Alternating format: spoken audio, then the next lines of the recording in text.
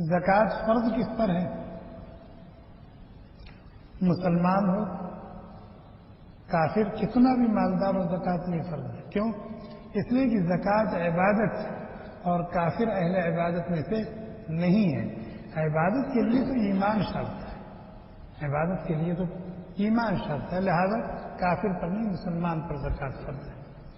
اسی طریقے سے عاقل ہونا چاہیے.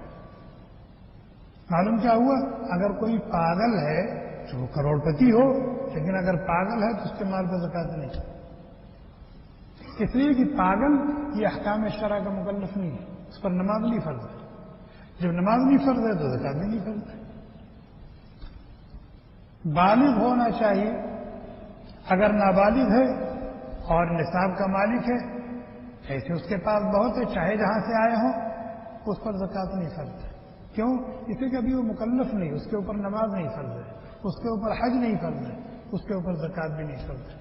تو مسلمان ہو، عاقل ہو، بالغ، تین شرط ہوگی.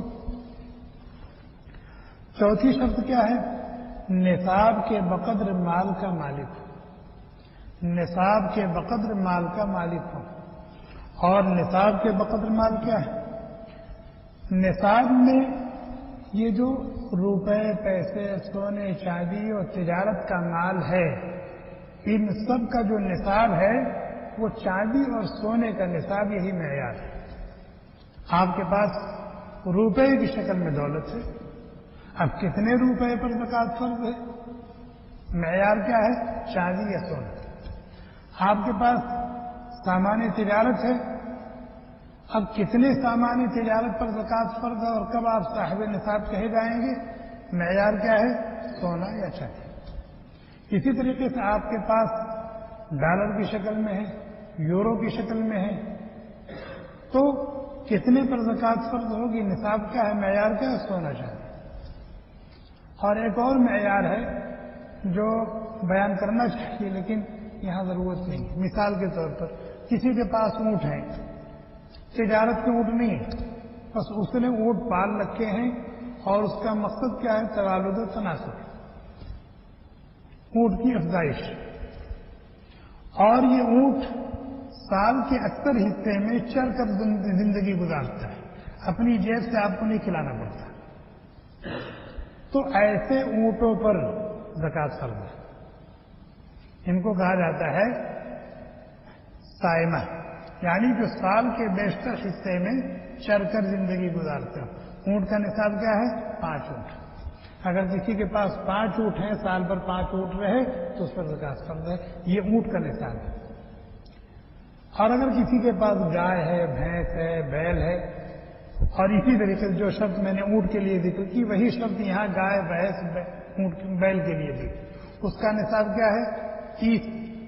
اگر 30 گائے بیل کسی کے پاس ہے، 30 گائے بیل بھینس ملا کر کے کسی کے پاس ہیں اور وہ سال کے بیشتر حصے میں چر کر زندگی گزارتے ہیں اور اس کا مقصد یہ افزائش نسل ہے، تو اس پر زکوٰۃ فرض ہے. تو اونٹ کا نصاب کیا ہے؟ 5 اونٹ. اور گائے بیل بھینس کا نصاب کیا ہے؟ 30 اونٹ. بکری کا نصاب کیا ہے؟ 40 بکری. تو چونکہ عام طور پر لوگ اس کو پالتے نہیں، اس لیے اس کا نصاب بیان بھی نہیں کیا جاتا، اس کے مسائل بیان بھی نہیں کیے جاتے. لیکن یہ جو مال تجارت لوگوں کے پاس ہوتا ہے، روپے پیسے ہوتے ہیں، ڈالر کی شکل میں ہوتے ہیں، یورو کی شکل میں ہوتے ہیں، ریال کی شکل میں ہوتے ہیں، یا سامان تجارت کی شکل میں ہوتے ہیں، اب ان پر زکوٰۃ کا فرض ہوگی. تو معیار کیا ہے؟ سونا چاندی. سونے کا نصاب کیا ہے؟ سونے کا نصاب ہے 87 گرام 480 ملی گرام. 87 گرام، اس سے پہلے میں نے بتایا تھا 85 گرام، آج بتا رہا ہوں 87 گرام. یہ فرق کہاں سے آ رہا ہے؟ فرق آ رہا ہے اس وجہ سے کہ یہ جو تولہ ہوتا ہے، کہتے ہیں سونا کتنا ہونا چاہیے؟ 7.5 تولہ. چاندی کتنی ہونی چاہیے؟ 52.5 تولہ. اور تولہ یہ فرق ہوتا ہے، کچھ تولہ 10 گرام کا ہوتا ہے، کچھ تولہ 12 گرام کا ہوتا ہے. تو اس اعتبار سے اس وزن میں فرق آ رہا ہے. بعض علماء نے 10 گرام والے تولے کا حساب لگایا تو اس سے کچھ مقدار بن رہی ہے، بعض علماء نے 12 ग्राम वाले तोले का हिसाब लगाए तो उससे मकदार कुछ बन रही है। बहरहाल यहाँ जो उलमा मसाइल बताते हैं वो कहते हैं 85 ग्राम सोना ये निसाब है, और अपने यहाँ जो उलमा निसाब बताते हैं वो 87 ग्राम 380 मिलीग्राम ये सोने का निसाब है। समझ आ गया ना? ये तो सोने का निसाब है। और चांदी का निसाब क्या है? चांदी का निसाब 612 ग्राम 360 मिलीग्राम, ये चांदी का निसाब है। चांदी का निसाब 612 ग्राम 360 मिलीग्राम, सोने का निसाब 87 ग्राम 480 मिलीग्राम।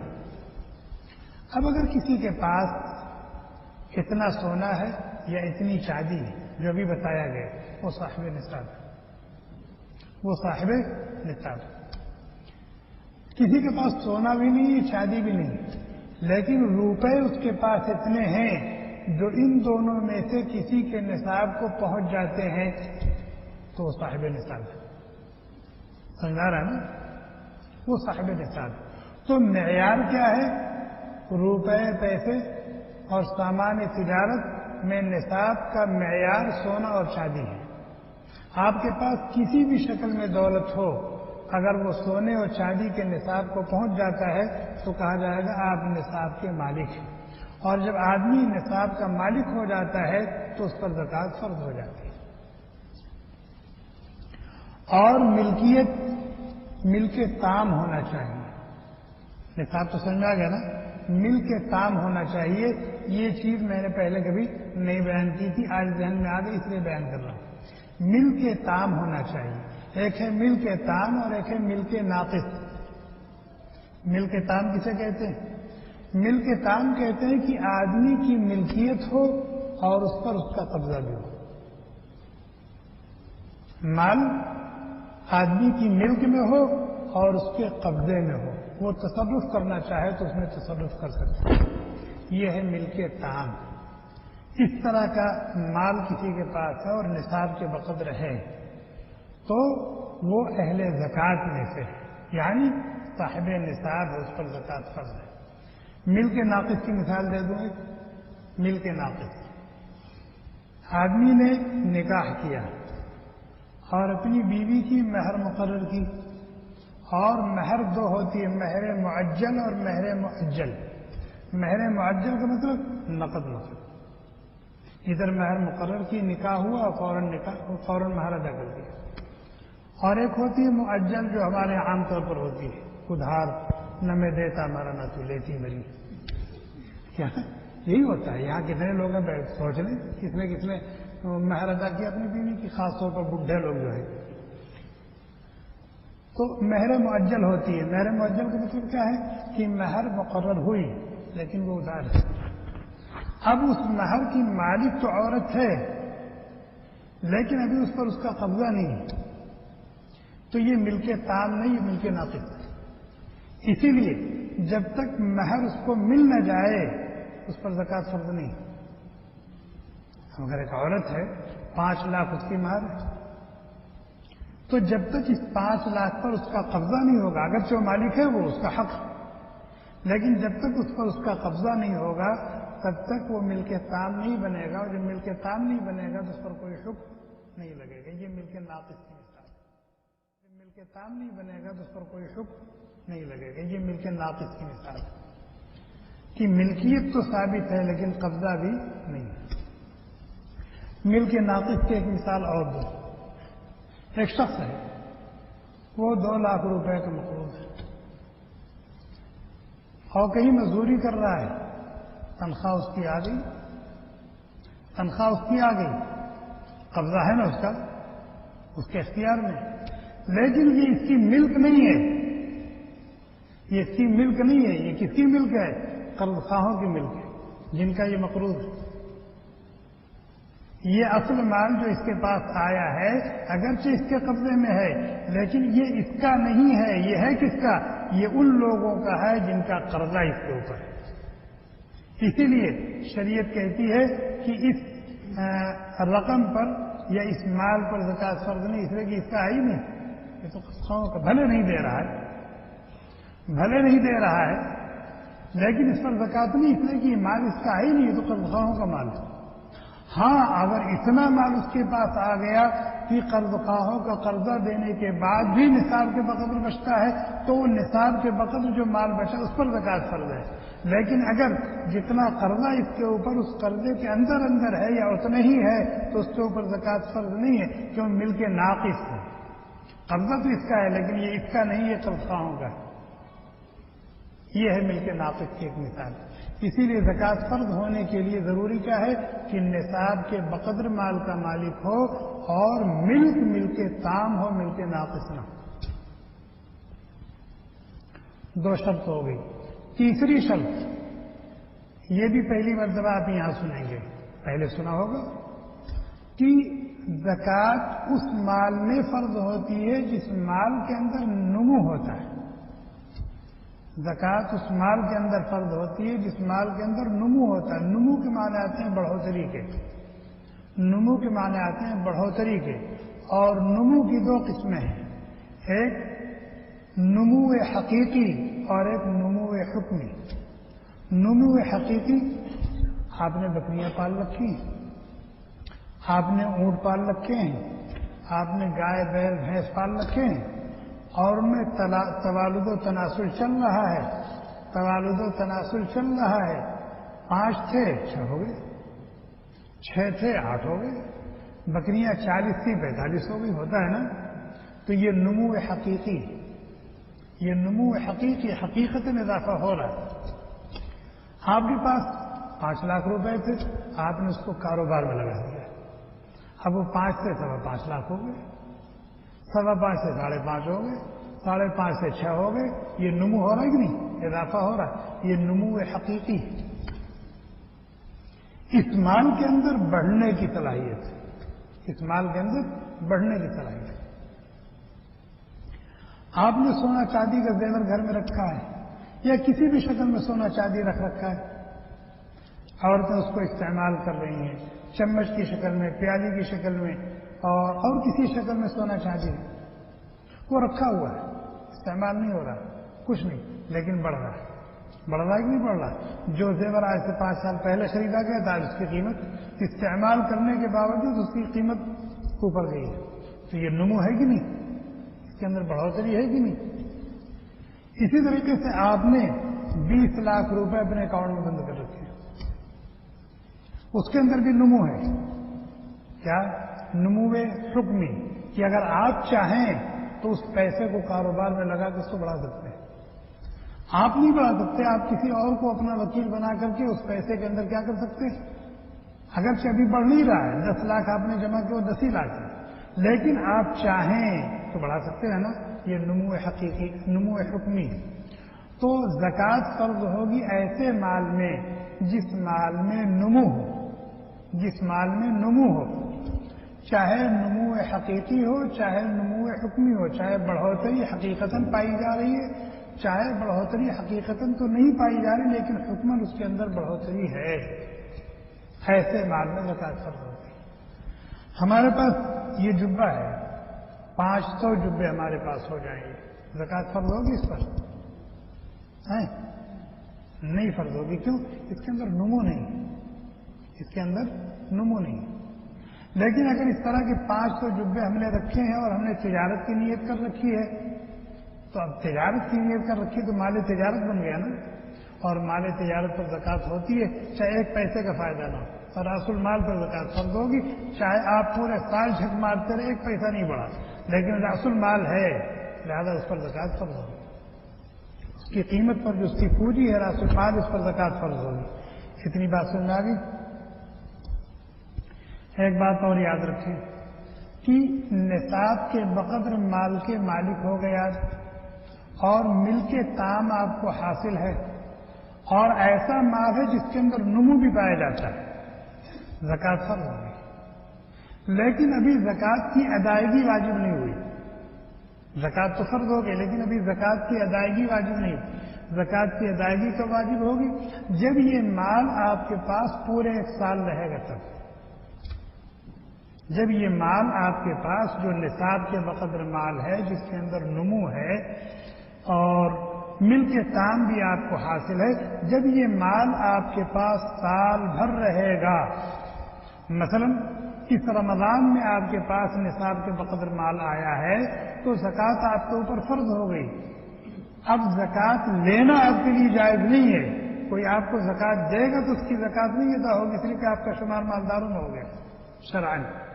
لیکن ابھی اس مال کی زکوٰۃ دینا فرض نہیں ہوا. زکوٰۃ دینا کا فرض ہوگا جب اگلا رمضان آئے گا، حولان حول ہو جائے گا، ایک سال گزر جائے گا، تب یہ بات متحقق ہو جائے گی کہ آپ مالدار ہیں. اور یہ جو مال ہے آپ کی حوائج اصلیہ سے زائد ہے. اگر آپ کی حوائج اصلیہ سے زائد نہ ہوتا تو سال بھر کیسے پڑا رہتا؟ سال بھر پڑا ہوا اس کا مطلب آپ کی ضرورت سے زائد ہے. جب آپ کی ضرورت سے زائد ہے تو آپ مالدار ہیں. جب مالدار ہے زکوٰۃ دیجیے.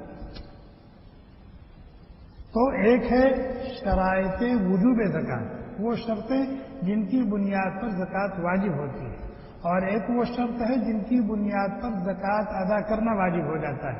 تو حولان حول یہ ایسی شرط ہے کہ جس کی وجہ سے زکوٰۃ کی ادائیگی واجب ہو جاتی ہے، زکوٰۃ دینا ضروری ہو.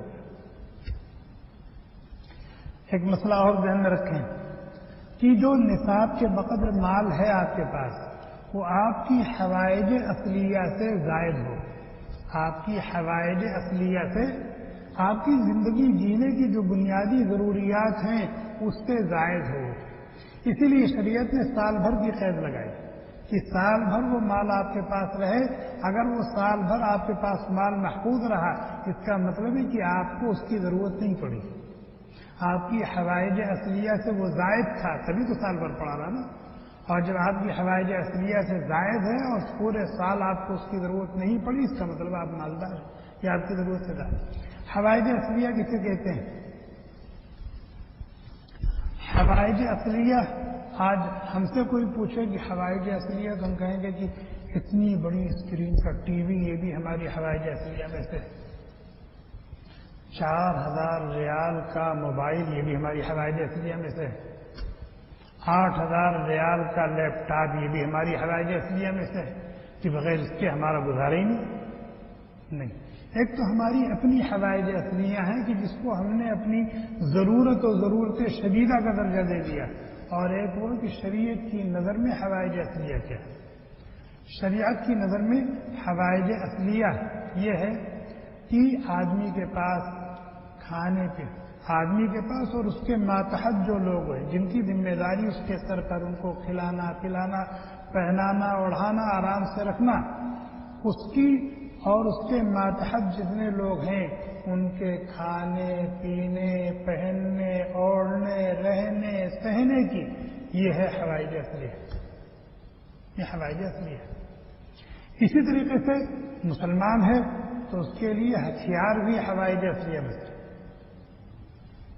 مسلمان ہے تو اس کے لیے ہتھیار بھی حوائج اصلیہ میں سے ہے. اگر ایک مسلمان کے پاس ہتھیار میں 50 تلوار ہیں تو ان 50 تلوار کو زکوٰۃ نہیں، تو اس کے حوائج اصلیہ میں سے.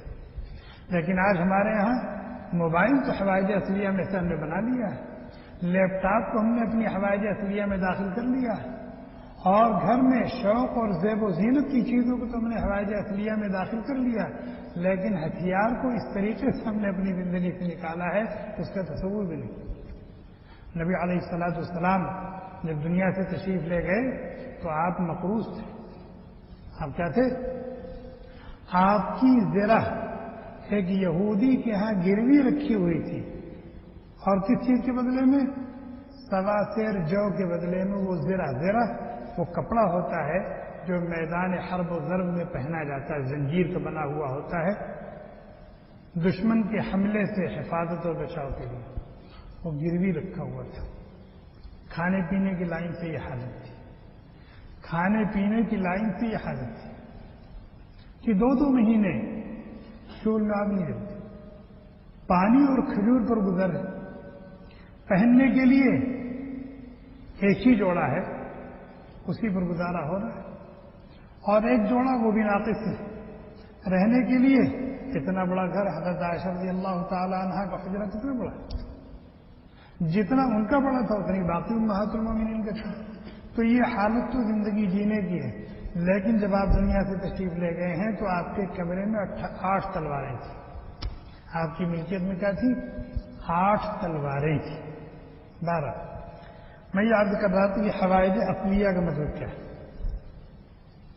حوائج اصلیہ کا مطلب یہ ہے کہ انسان کی زندگی جینے کی جو بنیادی ضروریات ہیں جن کے بغیر وہ زندگی نہیں جی سکتا. مکان کے بغیر کوئی زندگی جی سکتا ہے؟ گرمی اور سردی کے کپڑوں کے بغیر کوئی آدمی زندگی جی سکتا ہے؟ کھائے پیے بغیر آدمی زندگی جی سکتا ہے؟ یہ سب اس کی حوائج اصلیہ ہے. اسی طریقے سے آدمی جس پیشے سے جڑا ہوا ہے اس پیشے کی لائن کی چیزیں، جیسے لوہار ہے، ایک لوہار کو اپنا یہ پیشہ نبھانے کے لیے کن کن چیزوں کی ضرورت پڑتی ہے؟ آج کل تو مشینیں آ گئی ہیں. تو یہ اس کی حوائج اصلیہ میں سے. اہل علم ہیں، ان کو کتابوں کی ضرورت ہے. 1,00,000 کی کتابیں ان کے پاس موجود ہیں، لیکن اس پر زکوٰۃ نہیں، اس لیے کہ اس کی حوائج اصلیہ میں سے. اس کی حوائج اصلیہ میں ایک آدمی محنت مزدوری کرتا ہے. محنت مزدوری کیسے کرتا ہے؟ پک اپ پر لوگوں کا سامان لاتا ہے، یہاں سے وہاں، وہاں سے وہاں، وہاں سے وہاں لے جاتا ہے. یہ پک اپ اس کی حوائج اصلیہ میں سے. یہ پک اپ اس کی حوائج اصلیہ میں سے. اسی طریقے سے آدمی ہے، اس کو ایک جگہ سے دوسری جگہ جانے کے لیے سواری کی ضرورت ہے، تو یہ سواری اس کی حوائج اصلیہ میں سے ہے. یہ ہے حوائج اصلیہ میں سے. باقی یہ ٹیلی ویژن ہے، لیپ ٹاپ ہے. ہاں، اگر کوئی آدمی کام ہی وہی کرتا ہے کہ بغیر لیپ ٹاپ تو اس کا کام ہی نہیں چلے گا، تو یہ لیپ ٹاپ اس کی حوائج اصلیہ میں سے. یہ ہے حوائج اصلیہ کی تعریف. تو زکوٰۃ فرض ہوتی ہے اس مال پر جو نصاب کے بقدر ہو اور ملک تام ہو، اس کے اندر نمو ہو اور انسان کی حوائج اصلیہ سے زائد ہو اور اس پر سال گزر گئے. اب اس مال پر کیا ہوگی؟ زکوٰۃ فرض ہوگی. رک جائیں، تب اس پر زکوٰۃ فرض ہوگی. اتنی بات سمجھ میں آ گئی؟ اور کبھی کبھی ایسا ہوتا ہے کہ ابتدائی سال میں تو نصاب پورا ہے، انتہائی سال میں بھی نصاب پورا ہے اور درمیانے سال میں چڑھاؤ اتار ہوتا رہا. فرض کیجیے کہ 15,000 ریال یہ نصاب ہے، سونے کا نصاب.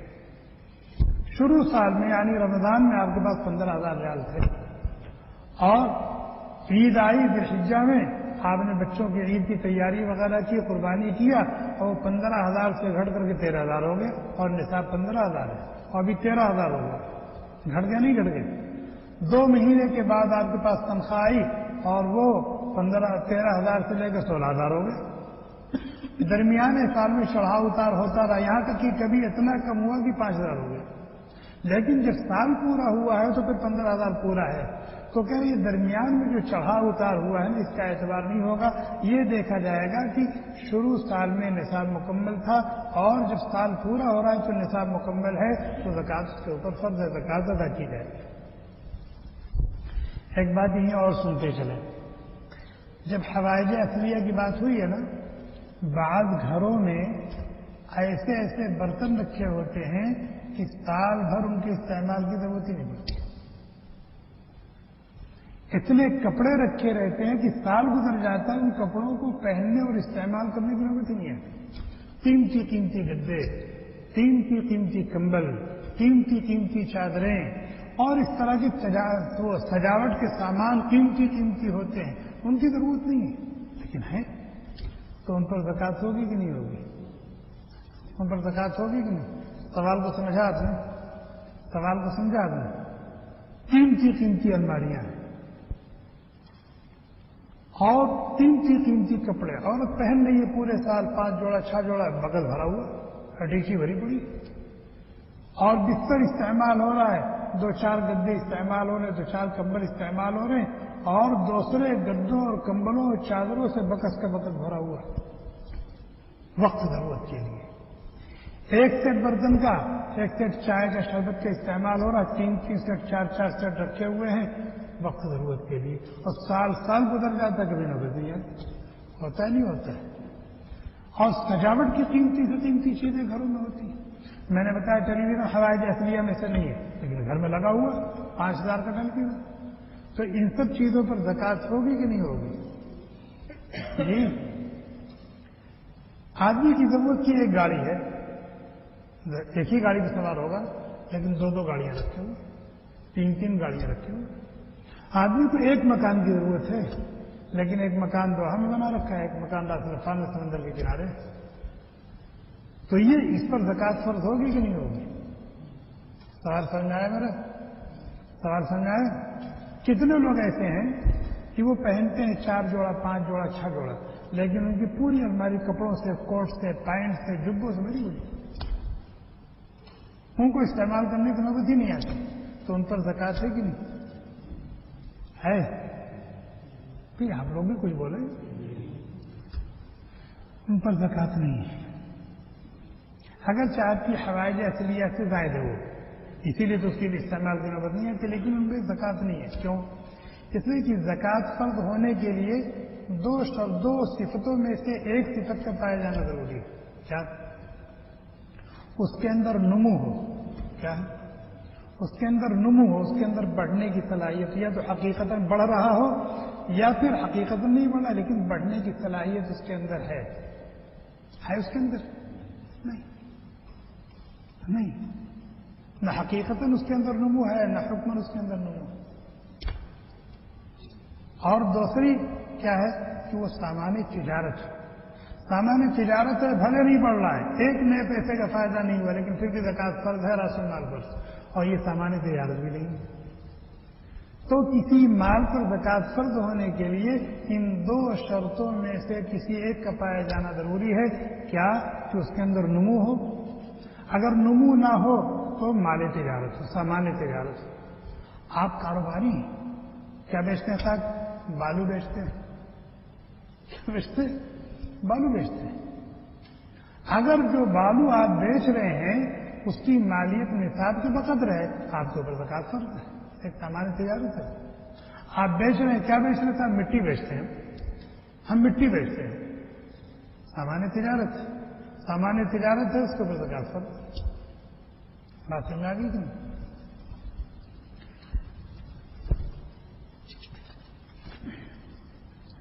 اب ایک مسئلہ یہاں یہ آتا ہے کہ مال پر زکوٰۃ فرض ہوتی ہے جب سال گزر جائے تو.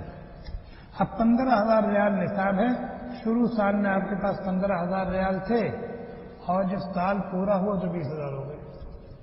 15,000 پر تو سال پورا ہو گیا، لیکن جو مزید 5,000 ہوا ابھی اس پر 6 مہینے ہوئے، تو کیا یہ 5,000 پہ زکوٰۃ فرض ہوگی؟ جی، اس 5,000 پہ زکوٰۃ فرض ہوگی. سال کے درمیان جو اضافہ ہوا ہے، اگرچہ اس پر حولان حول نہیں ہوا، سال نہیں پورا ہوا، لیکن اس کو نصاب کے تابع کر دیا جائے گا. اس کو نصاب کے تابع کر دیا جائے گا. نصاب کے تابع کر کے اس پر بھی زکوٰۃ فرض کی جائے گی. یعنی جیسے آپ نصاب کی زکوٰۃ دیں گے، اسی طرح درمیان میں جو اضافہ ہوا ہے سال پورا ہونے سے پہلے، اس اضافے پر بھی زکوٰۃ فرض ہوگی. اس اضافے کی زکوٰۃ دیں گے. مثال کے طور پر خاتون ہیں، ان کے پاس 7.5 تولہ سونا ہے. شروع سال میں وہ 7.5 تولہ سونے کی مالک ہو گئی. عید آئی، اس میں ان کو کچھ گفٹ مل گیا. پھر بقرعید آئی، اس میں ان کو کچھ گفٹ مل گیا، ایک انگوٹھی مل گئی، ایک بالا مل گیا. اور پھر کوئی موقع پڑا، پھر ایک گفٹ مل گئی. اب جب سال پورا ہوا تو 7.5 تولے سونے پر تو سال پورا ہو گیا، لیکن درمیان میں جو گفٹ ان کو ملتی رہی اس پر تو سال نہیں پورا ہوا. کسی پر 4 مہینہ ہوا، کسی پر 5 مہینہ ہوا، کسی پر 8 مہینہ ہوا. تو کیا اس کی بھی زکوٰۃ دی جائے گی؟ جی، اس اضافے کو بھی اصل مال کے ساتھ جوڑ دیا جائے گا، جوڑ کر کے اس کی بھی زکوٰۃ دی جائے گی. سمجھ آ گیا نا؟ ایک مسئلہ اور یہ ہے کہ ایک شخص نے نادانی کی وجہ سے، غفلت کی وجہ سے، عدم علم کی وجہ سے زکوٰۃ نہیں دیا. کئی برس سے وہ نصاب کے بقدر مال کا مالک ہے، زکوٰۃ نہیں دے رہا.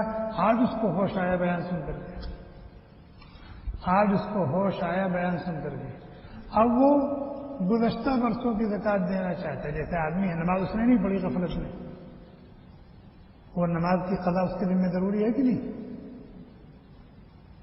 نماز کی قضا یا شب قدر میں 2 ہی رکعت پڑھ کر کے پورے سال کی معاف کرا لیں گے. رمضان میں یہ میسج آتا ہے کہ اگر آپ کی قضاء عمری ہے تو آپ اس طریقے پر 2 رکعت نفل پڑھیں اور اللہ تعالیٰ سے دعا کریں آپ کی قضا بھی معاف ہو جائے گی. کہ جیسے نمازیں ذمے میں ہوں تو ان کی قضا ضروری ہے، اسی طریقے سے زکوٰۃ فرض تھی، زکوٰۃ نہیں ادا کیا تو اس کی قضا بھی کیا ہے؟ فرض ہے. جتنے سال زکوٰۃ نہیں دیا ان سالوں کی زکوٰۃ دینی پڑے گی، بغیر دیے چارہ کار نہیں. اب وہ گزشتہ سالوں کی زکوٰۃ دے گا کیسے؟ وہ جس کے ساتھ یہ مسئلہ ہو کسی عالم سے مل کر مسئلہ پوچھ لیں.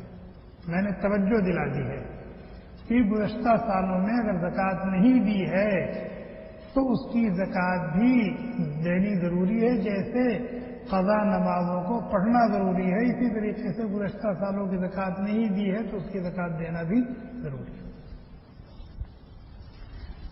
ایک حکم اور ہے، ایک آدمی ہے اس کا سودی لین دین، یعنی اس کے پاس جو کچھ ہے جس شکل میں جتنا ہے وہ سب حرام ہے. کمیشن سے لیا ہے، سود سے لیا ہے، رشوت سے لیا ہے، خیانت سے لیا ہے، غصب کر لیا، کسی کا دبا لیا ہے، مال ہے اس کے پاس، اس پر زکوٰۃ فرض ہے کہ نہیں ہے؟ کروڑپتی ہے لیکن رشوت خور ہے، کروڑپتی ہے سود خور ہے، کروڑپتی ہے فکس ڈپازٹ کیے ہوئے اور اس سے 5 کو 10 10 کو 20 بنا رہے، اس پر زکوٰۃ فرض ہے کہ نہیں؟ اس پر زکوٰۃ فرض نہیں، اس لیے کہ اس کا مالک ہی نہیں، وہ اس کا ہے ہی نہیں، وہ اس کا ہے ہی نہیں. وہ تو جس سے اس نے ناجائز طریقے پر لیا ہے وہ اصل میں اس کا ہے. اس کے ذمہ ضروری ہے کہ یہ مال اس کو لوٹائے،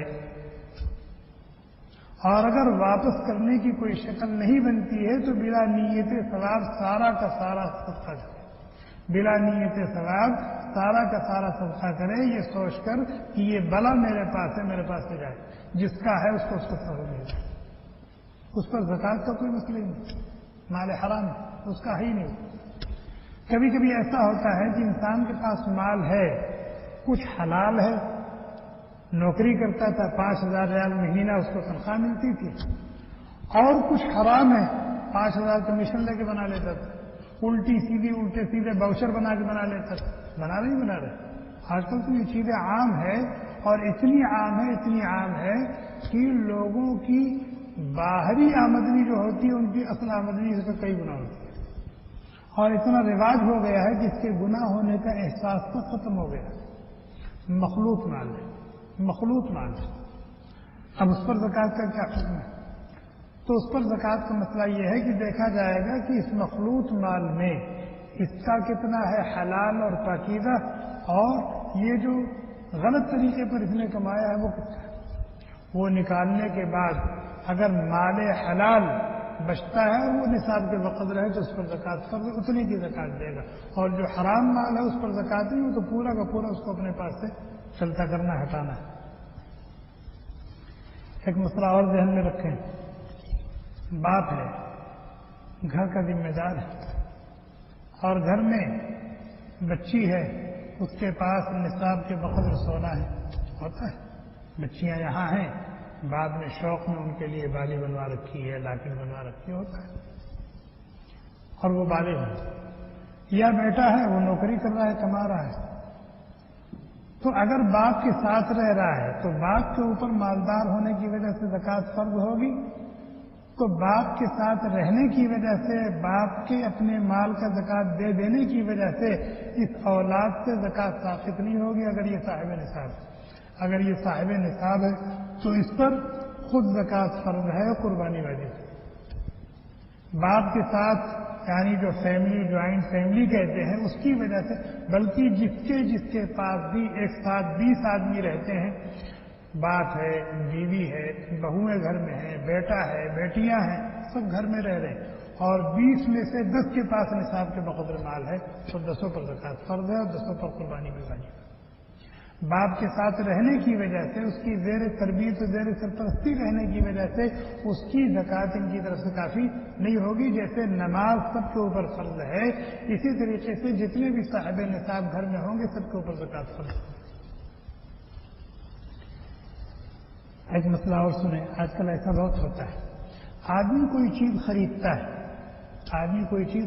ہے، اور جو چیز خرید رہا ہے ابھی وہ وجود میں نہیں آئی، مثلا کوئی دکان اس نے بک کرا لیا، کوئی مکان اس نے بک کرا لیا، کوئی پلاٹ اس نے بک کرا لیا اور ایڈوانس رقم دے دی، ابھی اس چیز پر اس کا قبضہ نہیں ہے، ابھی وہ دکان و مکان اس کی ملک میں نہیں آیا، اس کے کنٹرول میں نہیں آیا، لیکن ایڈوانس اس نے قسطوار یا چاہے جیسے رقم ادا کر دی، اب وہ ایڈوانس جو رقم ادا کی گئی اس پر زکوٰۃ فرض ہے کہ نہیں؟ آپ یہ بتائیں کہ اگر اس طرح کی بکنگ آپ نے کرا لی ہے تو اس رقم کو واپس لے سکتے ہیں آپ؟ نہیں لے سکتے۔ اب آپ کو دکان ہی لینی ہے جو آپ نے بک کرائی، وہ مکان ہی لینا ہے جو آپ نے بک کرایا، میری بات سمجھ آ رہی ہے نا؟ اب یہ دیکھا جائے گا کہ آپ نے وہ چیز جو خریدی ہے، پلاٹ ہے، دکان ہے، مکان ہے، وہ کس نیت سے خریدی ہے؟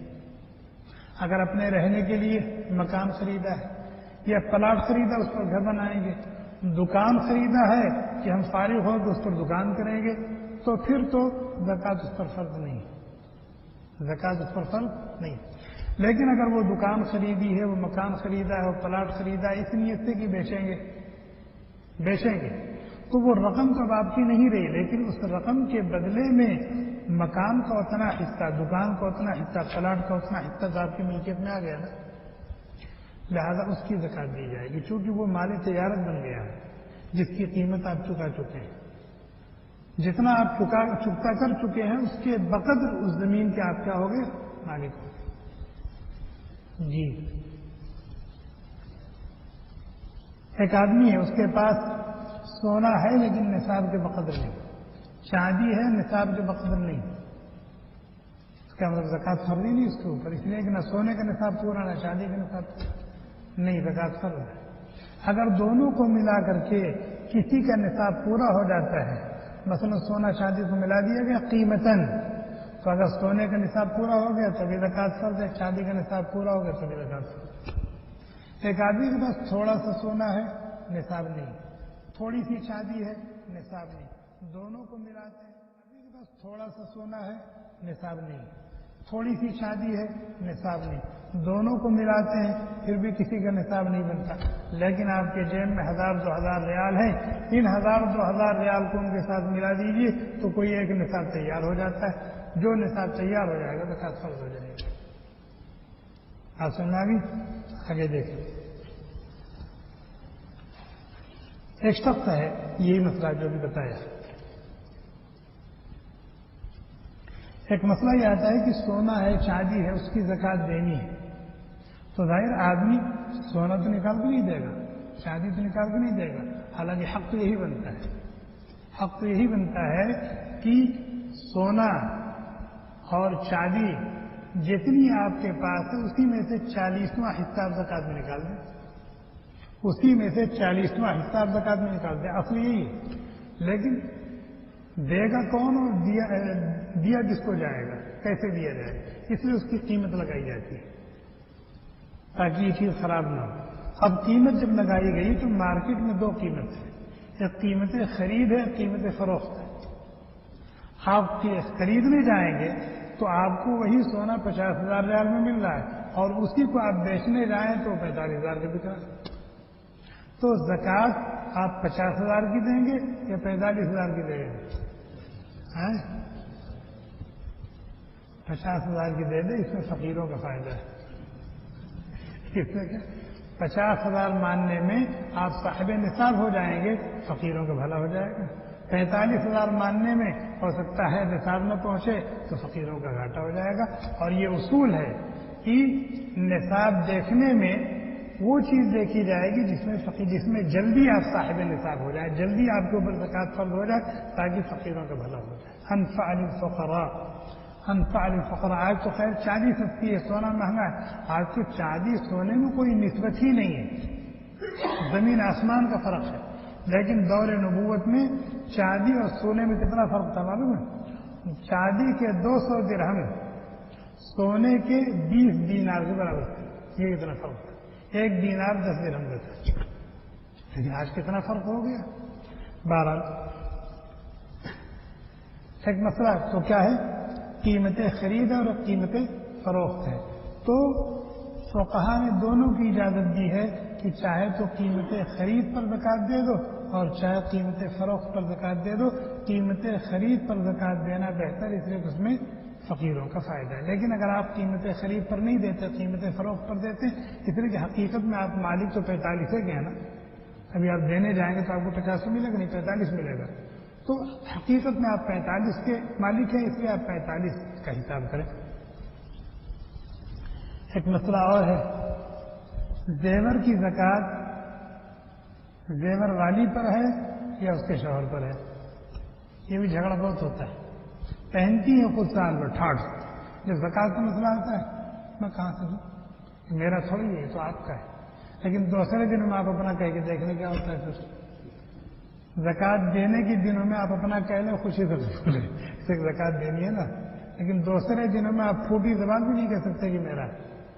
بہرحال اس میں حکم یہ ہے کہ عورت کو جو زیور اس کے میکے سے ملا ہے، عورت کو جو زیور اس کے میکے سے ملا ہے وہ تو اس کی مالک ہے. اس کی زکوٰۃ اس کے اوپر فرض ہے اگر وہ نصاب کے بقدر ہے تو.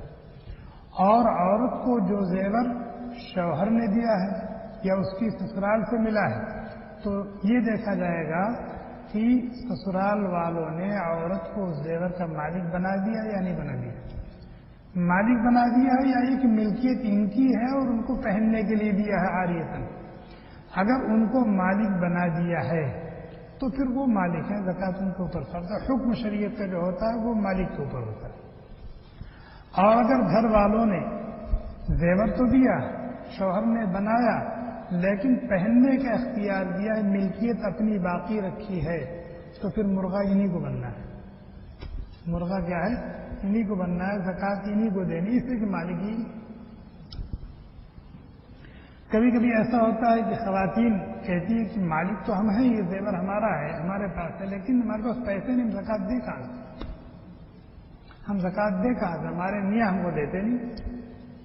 جی اگر آپ کے پاس پیسے نہیں ہیں اور آپ کا شوہر آپ کی زکوٰۃ ادا کرنے کے لیے تیار نہیں ہے تو پھر اسی زیور کو بیچ کر آپ زکوٰۃ ادا کریں. زیور کو بیچ کر جتنی زکوٰۃ بنتی ہے، ایک انگوٹھی کے بقدر بنتی ہے، انگوٹھی بیچ دیجیے. نتھیا کی بقدر بنتی ہے، نتھیا بیچ دیجیے. جھالا بالا کی بقدر بنتی ہے، جھالا بالا بیچ دیجیے. اور شریعت کا یہ حکم ادا کیجیے تاکہ آپ کا یہ مال پاک ہو جائے اور محفوظ ہو جائے. اور اگر آپ فقیروں کا حق مانیں گے، اس لیے کہ وہ فقیروں کا حق ہے. آپ نے 2.5% روک لیا تو یہ 2.5% کس کا ہے؟ یہ آپ کا نہیں، یہ فقیروں کا ہے. آپ غریبوں کا حق کھا رہے ہیں. یہ حکم ہے. بعض جگہوں پر آج کل بھی اس کا رواج ہے، کیا زیور کے طور پر ہیرے جواہرات استعمال ہوتے ہیں، اور گھروں میں بھی لوگ ہیرے جواہرات شوقیہ سجاوٹ کے طور پر رکھے رہتے ہیں. ہیرے جواہرات کیا کہتے ہیں؟ ڈائمنڈ کہتے ہیں نا، ڈائمنڈ کی نکھیا ہے یا اس طریقے سے استعمال کرتے ہیں. تو اس پر زکوٰۃ نہیں، اس پر زکوٰۃ نہیں، چاہے وہ جتنا ہو. اگر وہ سامان تجارت نہیں ہے تو اس پر زکوٰۃ نہیں، چاہے جتنا ہے. پوچھے کیوں؟ پوچھے کیوں؟ اس کے اندر نمو نہیں ہے، اس کے اندر نمو نہیں ہے. اب ڈائمنڈ کی ایک کل دکان سے باہر لے کے آ جائیے، مٹی ہو گیا. کیا ہو گیا؟ وہ وہاں تو 1100 ریال کا ہے ایک کل چھوٹا سا، لیکن دکان سے باہر آ گیا، مٹی ہو گیا، اس کی کوئی قیمت نہیں. تو اس کے اندر نمو نہیں ہے، اس کے اندر نمو بھی نہیں ہے اور وہ مال تجارت بھی نہیں ہے، لہذا اس کے اوپر زکوٰۃ فرض نہیں ہے، ڈائمنڈ وغیرہ. لیکن اگر یہ ہیرے جڑے ہوئے ہیں سونے میں، چاندی میں، تو اس میں جو سونا ہے، چاندی ہے، اس پر تو زکوٰۃ ہے. اور جب حساب لگائیں گے تو ڈائمنڈ کو اس سے الگ کر کے جو سونا ہوگا اس کی زکوٰۃ دی جائے گی، ڈائمنڈ کی زکوٰۃ نہیں. ایک مسئلہ یہ آتا ہے، ابھی بتایا کہ سونا چاندی اس کی قیمت خرید پر زکوٰۃ ہے یا اس کی قیمت فروخت پر. اسی طریقے سے جو سامان تجارت ہے، ظاہر سامان تجارت یہ بھی اموال زکوٰۃ میں سے ہے، اس پر بھی زکوٰۃ فرض ہے. تو جو سامان ہے اس کی قیمت خرید پر زکوٰۃ ہوگی یا قیمت فروخت پر زکوٰۃ ہوگی؟ نہیں سمجھ میں. اس کی قیمت خرید پر زکوٰۃ ہے یا قیمت فروخت پر زکوٰۃ ہے؟ مثال کے طور پر آپ نے مارکیٹ سے خریدا 5 روپے کا، آپ اس کو بیچ رہے ہیں 8 روپے میں، ٹھیک ہے. مارکیٹ سے جب آپ نے خریدا تو 5 روپے کا تھا، آپ اس کو بیچ رہے ہیں 8 روپے میں، اس وقت مارکیٹ میں اس کی ویلو ہے 6 روپے. نہیں سمجھا؟ 5 میں آپ نے خریدا تھا، اس وقت مارکیٹ میں 6 کا بک رہا ہے، 6 میں ملے گا آپ کو، اور آپ اس کو بیچ رہے ہیں کتنے کا؟ 8 کا. تو 3 قیمت ہو گئی، ایک تو قیمت خرید، ایک قیمت فروخت، اور ایک اس سامان کی اس وقت مارکیٹ ویلو کیا ہے. تو جو مارکیٹ ویلو ہوگی اس پر زکات دیں گے. سمجھا گیا؟ اور اس کی تو بہت نوبت آتی ہوگی، بڑے بڑے دکاندار یہاں ہوں گے اور پوری دیانتداری کے ساتھ جو کچھ بھی اموال تجارت ہے، اموال ساز و سامان ہے، چھوٹے بڑے، آپ ان کی پوری دیانتداری کے ساتھ اس کی قیمت لگائیں، قیمت لگا کر کے اس کا حساب لگا کر اس کی زکات دیں، چاہے اس کے لیے آپ کو دکان کئی دن بند کرنا پڑے، جیسے بقالہ وغیرہ ہے. تاکہ بڑی بڑی دکانوں میں سارا نظام کمپیوٹر میں ہوتا ہے، وہاں سے پتہ چل جائے گا ہمارے پاس کتنا مال ہے. اور یہی رک کر میں ایک بات یہ بھی بتا دوں کہ اگر سامان تجارت ہے، مثلا کسی کے پاس دکان ہے اور اس کی زکات دینا چاہتا ہے تو زکات دے گا کیسے؟ اس لیے کہ دکان کا معاملہ یہ ہوتا ہے کہ دکاندار پر قرضہ ہوتا ہے مارکیٹ کا، اور دکاندار کا لوگوں پر قرضہ ہوتا ہے نا، لوگ ادھار لیتے ہیں سامان. اسی طریقے سے اس کے بکس میں بھی کچھ نقد پیسے ہوتے ہیں اور دکان میں مال موجود ہے. فرض کیجئے کہ مارکیٹ کا قرضہ جہاں سے وہ مال لیتا ہے اس کے اوپر 1 لاکھ، اور اس کا گاہکوں کے ذمے جو قرضہ ہے وہ 1 لاکھ روپے. اس کے پاس جو مال موجود ہے اس وقت اس کی قیمت 5 لاکھ روپے، اور اس کے جیب میں جو پیسے ہیں وہ کیا کہتے ہیں، اس کو غلہ کہتے ہیں، ڈبہ جس میں پیسہ رکھا جاتا ہے، اس میں 10,000. تو کل کتنے ہو گئے؟ 5 لاکھ کا مال موجود ہے، 10,000 نقد موجود ہے، 5 لاکھ 10,000 ہو گئے. 1 لاکھ مارکیٹ کا قرضہ اس کے ذمے تھا اور اس کا 1 لاکھ گاہکوں کے ذمے ہے، تو 1 لاکھ برابر ہو گئے، 5 لاکھ 10,000 کی زکات دے دیں. جی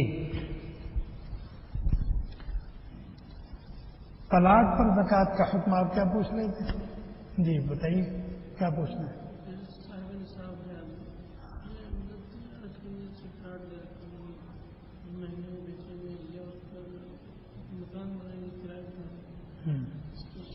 دیکھیے آدمی کوئی مکان خریدتا ہے، کوئی پلاٹ خریدتا ہے، کوئی دکان خریدتا ہے، تو 3 نیتوں میں سے کوئی ایک نیت ہوتی ہے اس کی.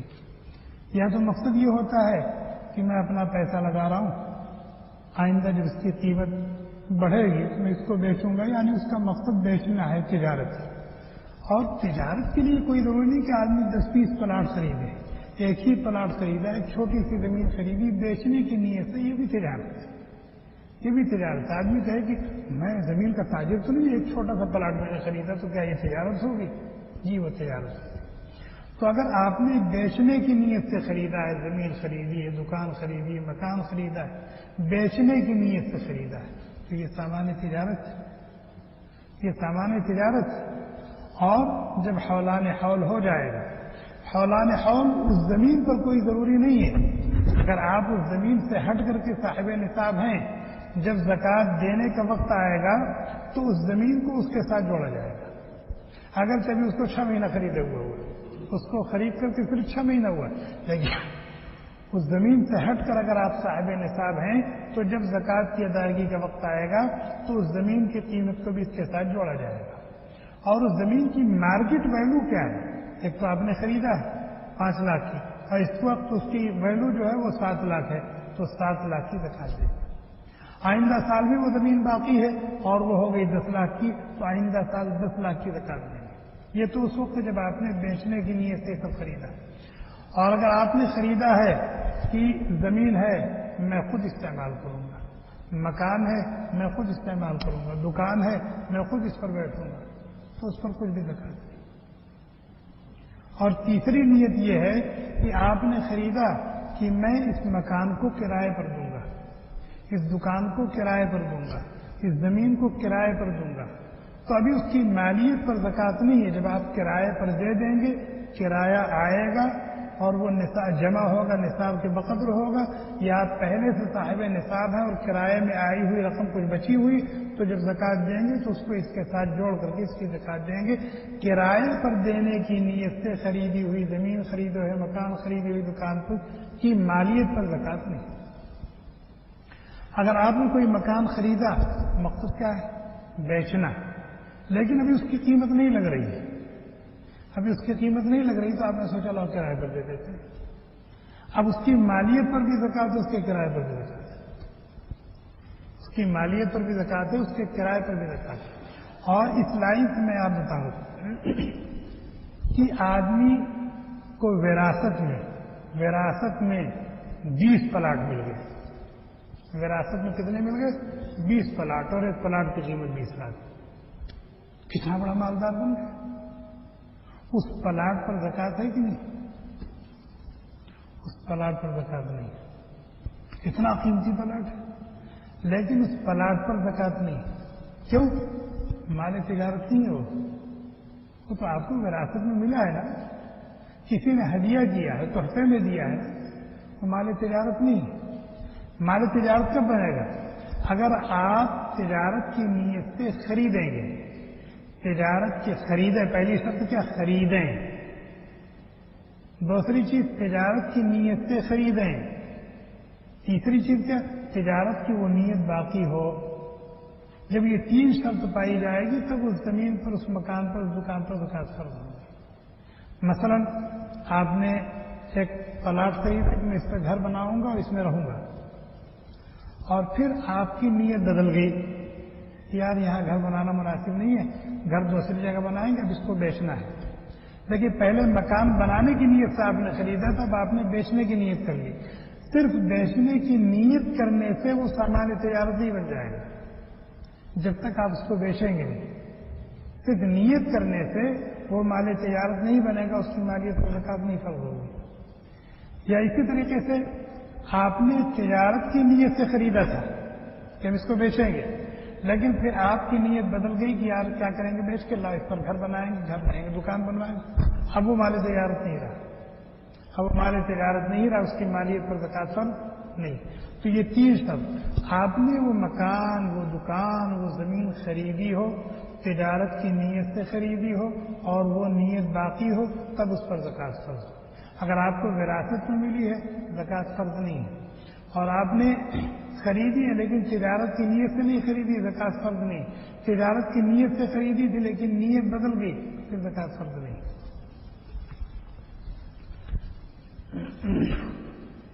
ایک مسئلہ اور سن لیں، اس لیے کہ آج کل شیئر کا بھی بہت زیادہ رواج ہے۔ کیا؟ لوگ شیئر خرید لیتے ہیں اور پھر اسی کو خریدتے رہتے ہیں، بیچتے رہتے ہیں، خریدتے رہتے ہیں، بیچتے رہتے ہیں، پیسہ کماتے رہتے ہیں۔ مثلاً ایک شخص نے کسی کمپنی کا شیئر خریدا 2 لاکھ روپے کا، اب اسی کو کیا کر رہا ہے؟ بیچ رہا ہے، پھر خرید رہا ہے، پھر بیچ رہا ہے، پھر خرید رہا ہے، پھر بیچ رہا ہے، پھر خرید رہا ہے۔ جب سال پورا ہوا تو اس کے پاس 5 لاکھ روپے کا شیئر ہو گیا، خریدتے بیچتے۔ خریدا کتنے کا تھا؟ 2 لاکھ کا، اور اب خریدتے بیچتے ہو کتنا گیا؟ 5 لاکھ کا۔ تو زکوٰۃ 2 لاکھ کی دے گا، 5 لاکھ کی دے گا؟ 5 لاکھ کی۔ 2 لاکھ تو اصل پونجی ہے اور 3 لاکھ کیا ہے؟ اس کا نفع ہے۔ تو اصل پر بھی زکوٰۃ فرض ہے اور اس کے نفع پر بھی زکوٰۃ فرض ہے۔ جس طریقے سے شریعت مطہرہ نے زکوٰۃ کی ادائیگی کا تاکیدی حکم دیا ہے اور عدم ادائیگی پر وعید شدید سنائی ہے، اسی طرح سے زکوٰۃ کن لوگوں کو دی جائے گی شریعت نے یہ بھی مقرر کر دیا۔ نہ تو اونے پونے زکوٰۃ دینی ہے، نہ ایسے ویسے کو زکوٰۃ دینی ہے۔ زکوٰۃ دینی ہے مکمل پوری دیانتداری کے ساتھ، باریکی کے ساتھ اپنی ملکیت میں پائے جانے والے تمام مال کا حساب کریں، اٹکل سے نہیں میں نے زیادہ دے دیا ہوگا، میں تو یوں ہی دیتا رہتا ہوں، میں تو یوں ہی دیتا رہتا ہوں، زیادہ ہی دے دیا، اس طرح زکوٰۃ نہیں ادا۔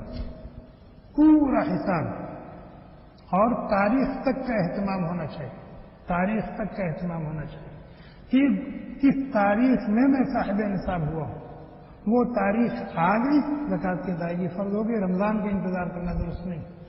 اگر کسی کے اوپر سال پورا ہو گیا شعبان میں، اب فوراً اسے زکوٰۃ ادا کر دینا چاہیے، رمضان کا انتظار نہیں کرنا چاہیے۔ اگر وہ رمضان کا انتظار کر رہا ہے، رمضان میں زکوٰۃ دے رہا ہے، تو گویا کہ اللہ کے اس حکم کو اس نے 1 مہینہ تاخیر سے ادا کیا، اللہ کے اس حکم کو 1 مہینہ تاخیر سے اس نے پورا کیا۔ 12، جیسے شریعت نے زکوٰۃ کی ادائیگی کا حکم دیا ہے، اس کے لیے شرطیں رکھی ہیں، نصاب مقرر کیا ہے، اسی طریقے سے کس کو زکوٰۃ دی جائے گی شریعت نے اس کو بھی مقرر کر دیا۔ اگر کسی نے پورے اخلاص کے ساتھ زکوٰۃ دی لیکن کسی غیر مستحق کو زکوٰۃ دے دی، زکوٰۃ نہیں ادا ہوگی۔ اور زکوٰۃ کن لوگوں کو نہیں دی جائے گی یہ یاد رکھیں، آدمی اپنے اصول کو جن سے وہ پیدا ہوا ہے ان کو زکوٰۃ نہیں دے سکتا۔ جن سے پیدا ہوا ہے ماں باپ ہیں، دادا دادی ہیں، پردادا پردادی اوپر تک چلے جائیں، نانا نانی ہیں، پر نانا پر نانی ہے، اوپر تک چلے جائیں، ان لوگوں کو زکوٰۃ نہیں دے سکتے۔ اگر یہ فقیر ہو تو پہلے ان کو کھلاؤ پھر تم کھاؤ۔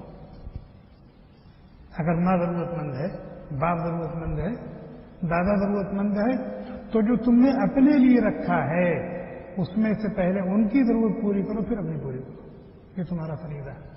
اسی طریقے سے جو اس سے پیدا ہوئے ہیں، جو اس سے پیدا ہوئے ہیں، جیسے بیٹا ہے بیٹی ہے، پوتا ہے پوتی ہے، نواسا ہے نواسی ہے، پڑ پوتا پڑ پوتی، پڑ نواسا پڑ نواسی، نیچے تک چلے جائیں، ان کو بھی زکوٰۃ نہیں دے سکتے۔ اگر یہ ضرورت مند ہے، یہ ضرورت مند ہے تو جو تم نے اپنے لیے رکھا ہے اس میں سے ان کو کھلاؤ، اس میں سے ان کو دو۔ اسی طریقے سے سید کو زکوٰۃ نہیں دے سکتے، وہ مصرف نہیں ہے، مستحق زکوٰۃ نہیں، اگر وہ ضرورت مند ہو تو جہاں سے تم کھاتے ہو وہیں سے ان کو کھلاؤ، وہ نبی کے خاندان سے ان کا تعلق ہے، ان کا حق بہت زیادہ ہے۔ لہذا جیسے تمہارا باپ ضرورت مند ہو تو پہلے اس کو کھلاؤ گے پھر تم کھاؤ گے، اسی طریقے سے تمہارے نبی کے خاندان سے تعلق رکھنے والا یہ فرد ہے، اس کی ضرورت تم اپنے مال، اپنے ذاتی مال میں سے پورا کرو، زکوٰۃ سے نہیں، نفلی صدقہ اس کو دو، نفلی صدقہ۔ اسی طریقے سے مالدار کو زکوٰۃ نہیں دے سکتے، مالدار کو زکوٰۃ نہیں دے سکتے۔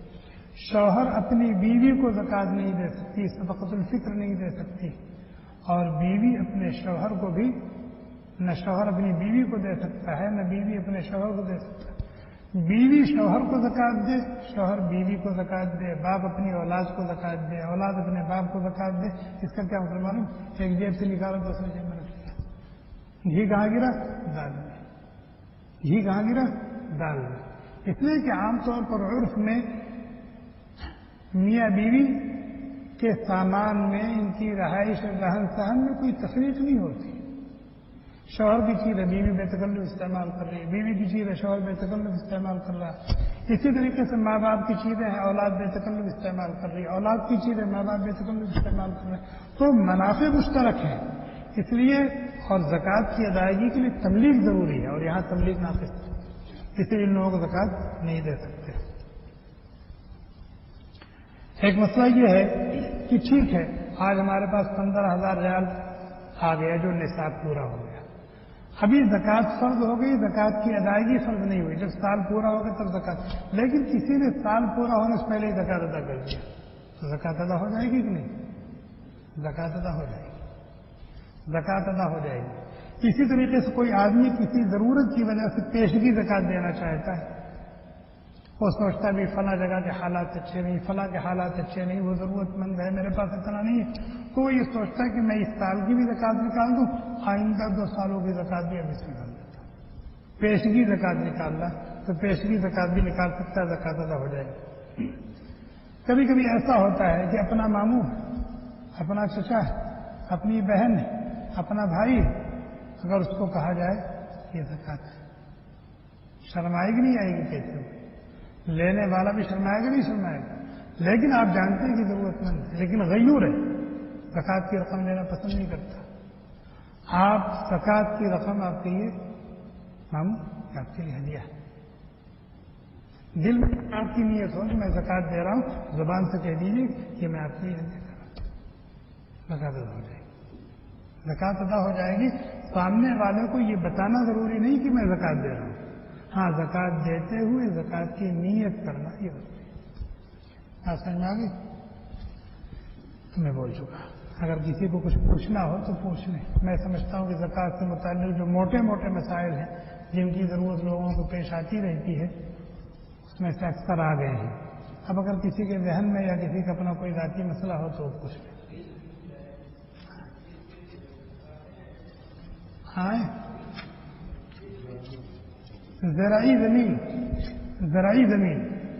زرعی زمین اس کی پیداوار پر زکوٰۃ فرض، اس کی مالیت پر زکوٰۃ فرض نہیں. اسی طریقے سے آپ کے پاس 10 پوکلین ہیں. کتنے کے ہیں 10 پوکلین؟ لیکن اس کی مالیت پر زکوٰۃ فرض نہیں. اس کی مالیت پر زکوٰۃ فرض نہیں. اس سے جو آمدنی ہو رہی ہے اس آمدنی پر اگر وہ جمع ہو رہی ہے نصاب کے بقدر ہے یا آپ کے پاس اور مال ہے اس کے ساتھ مل کر کے نصاب پورا ہو جاتا ہے تو اس کی آمدنی پر زکوٰۃ فرض ہے، اس کی مالیت پر زکوٰۃ فرض نہیں. جو چیزیں آلے کے طور پر استعمال ہوتی ہیں جو چیزیں آلے کے طور پر استعمال ہوتی ہیں آمدنی کا ذریعہ ہے، وہ آمدنی کا ذریعہ ہے تو ان پر زکوٰۃ نہیں. مثال کے طور پر ایک دکان ہے، اس میں مال بھرا ہوا لیکن اس کا ڈیکور جو ہوا وہ 2 لاکھ روپے کا. اس دکان کا ڈیکور 2 لاکھ روپے کا، اس میں قیمتی قیمتی کنڈیشن لگے ہوئے ہیں، سلاجے رکھے ہوئے ہیں، قیمتی قیمتی دراز بنی ہوئی ہیں. ان کو بیچا جائے تو اچھا خاصا پیسہ ملے گا لیکن اس پر زکوٰۃ نہیں. کیوں؟ وہ مال تجارت ہے نہیں، نہ اس کے اندر نمو ہے اور نہ وہ سامان تجارت ہے، لہٰذا اس پر زکوٰۃ نہیں. دکانوں میں سامان رکھنے کے لیے جو برتن اور چیزیں استعمال ہوتی کتنی قیمتی قیمتی ہوتی لیکن چونکہ نہ اس کے اندر نمو ہے نہ وہ مال تجارت ہیں لہٰذا اس پر زکوٰۃ. Thanks for watching. Don't forget to like, comment, share and subscribe to Al Wahid channel.